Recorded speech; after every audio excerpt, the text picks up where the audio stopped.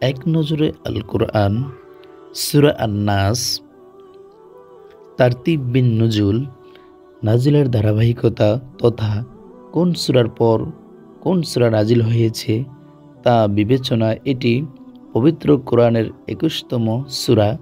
এর আগে সূরা ফালাক ও পরে সূরা ইখলাস নাজিল হয়েছে। তারতিব বিল মুসহাফ, বর্তমান কোরআন মাজিদের বিন্যাস অনুযায়ী এটি পবিত্র কোরআনের ১১৪ নং সূরা। এটিই কোরআনের সর্বশেষ সূরা। এর আগে আছে সূরা ফালাক, এক নজরে সূরা নাস, মাদানী যুগে নাজিল, সূরা নং ১১৪। এটি একটি মাদানী সূরা, আয়াত ৬। সূরা নাস নামের রহস্য, নাস মানে মানুষ। সূরাটির শুরুর আয়াতেই নাস কথাটি এসেছে, সেখান থেকেই সূরার নাম হয়েছে নাস। সূরা ফালাক ও নাস এ দুটোকে একসঙ্গে মুআউযিজাতাইন বলা হয়, মানে আল্লাহর কাছে ঠাঁই ও নিরাপত্তা লাভের দুটো সূরা। ইমাম বাইহাকি রাহিমাহুল্লাহ তার দালাইলুন নবুওয়াহ গ্রন্থে লিখেছেন, ফালাক ও নাস সূরা দুটো নাজিল হয়েছে এক বসায় একসঙ্গে, তাই আলিমগণ এ দুটোকে জোড়া সূরা হিসেবে পরিচয় করিয়েছেন। Major theme: ১. আল্লাহর কাছে আশ্রয় চাওয়া। আশ্রয় দেওয়ার মালিক একমাত্র তিনিই। ২. আল্লাহকে নিরাপত্তার উৎস ভাবা, শয়তানের ব্যাপারে সজাগ থাকা। Major theme ৩. দুষ্ট লোক থেকে দূরে থাকা, হৃদয়ে খারাপ কিছু জায়গা না দেওয়া।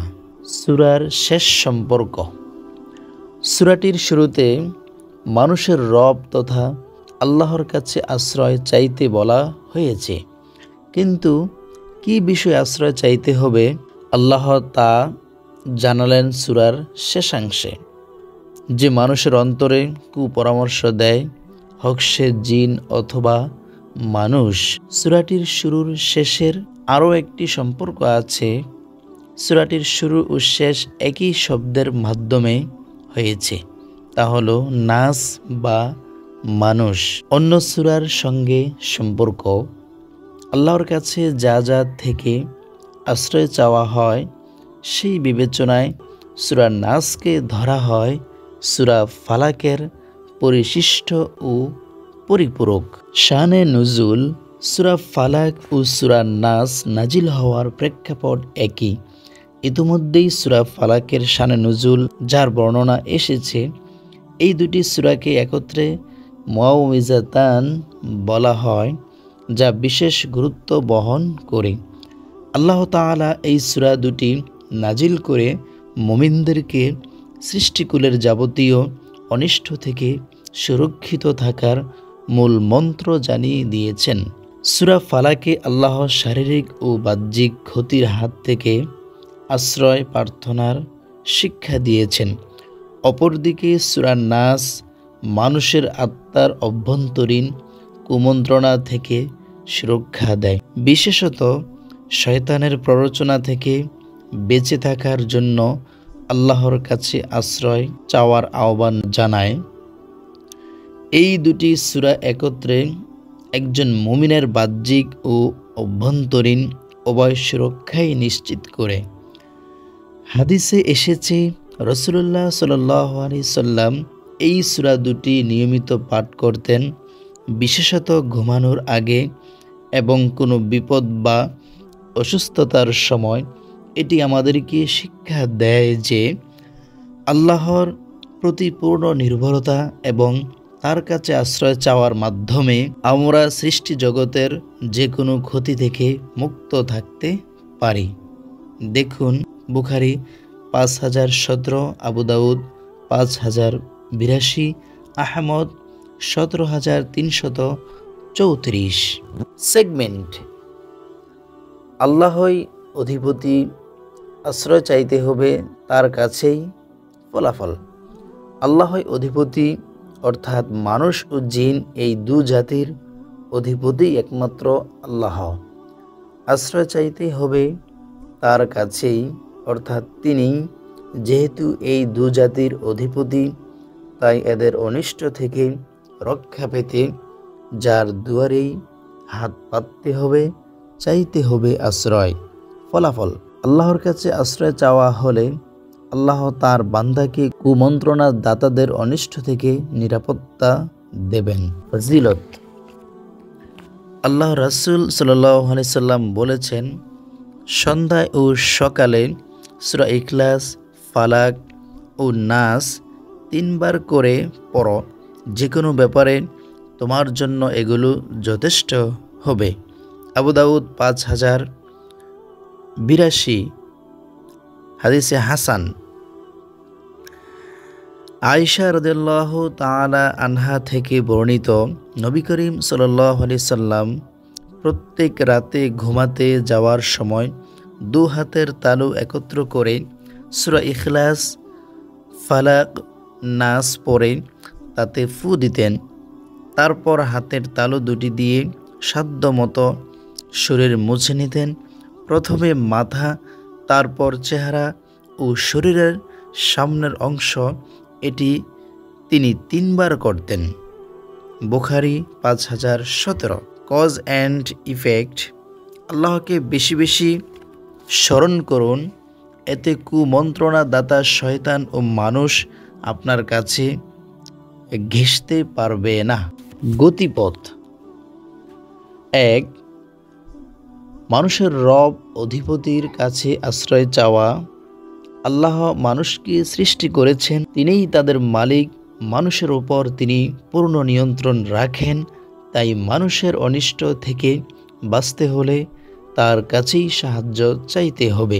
2, মানুষের ইলাহের কাছে আশ্রয় চাওয়া। আল্লাহ মানুষের একমাত্র ইলাহ, কেবল তিনিই বান্দার দাসত্ব ডিজার্ভ করেন, তাই অনিষ্ট থেকে রক্ষা পেতে হলে বান্দাকে তার কাছেই সাহায্য চাইতে হবে।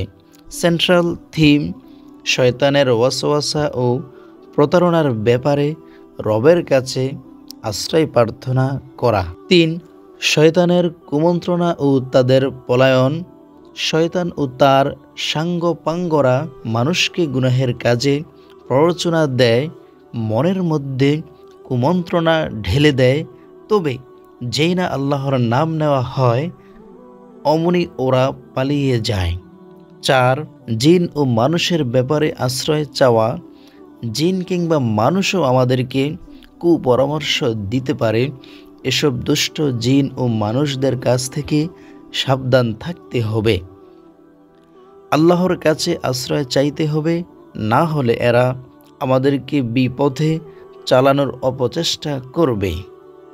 ওভারভিউ, আয়াত 1-6।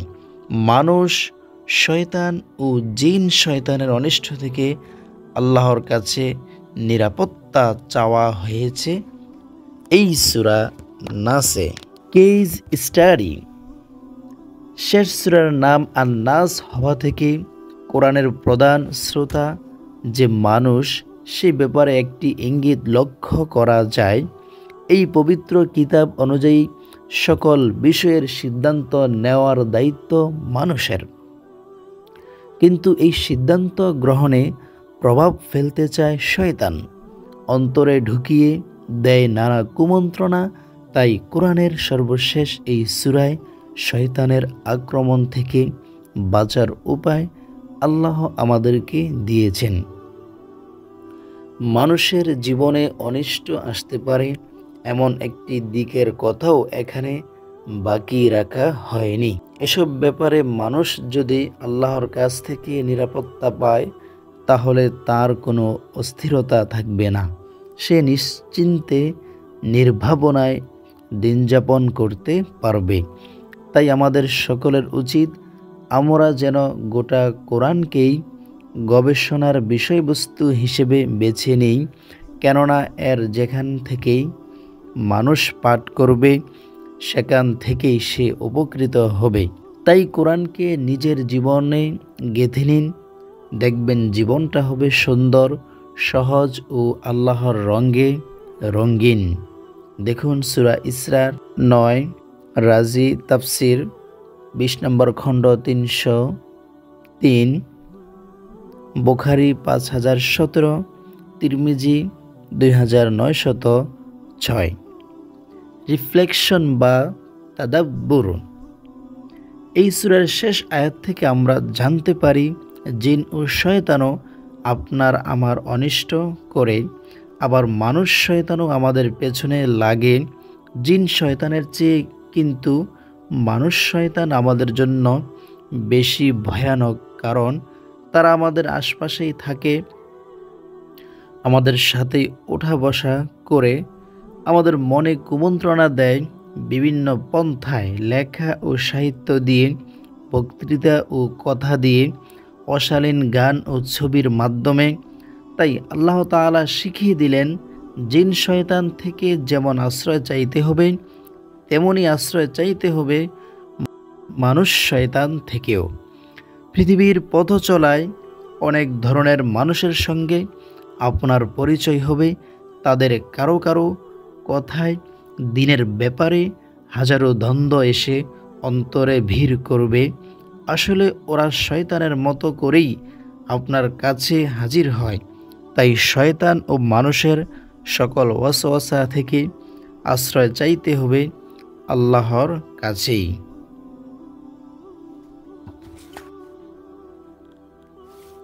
সাদাকাল্লাহুল আযীম। প্রিয় দর্শক, এক নজরে কোরআন গ্রন্থের সূরা নাসের এই কন্টেন্টটি কেমন লেগেছে আপনাদের কাছে অবশ্যই জানাবেন। আর এরকম ভিডিও আপনারা পরবর্তী পর্বে পেতে চান কিনা অবশ্যই সেটা জানাবেন। আপনাদের একটি লাইক, কমেন্ট, শেয়ার আমাদেরকে পরবর্তী ভিডিও বানাতে অনুপ্রাণিত করবে। প্রিয় দর্শক, ভালো থাকবেন। দেখা হবে পরবর্তী নতুন আরও একটি পর্বতে। আল্লাহ হাফিজ। আসসালামু আলাইকুম ওয়া রাহমাতুল্লাহ।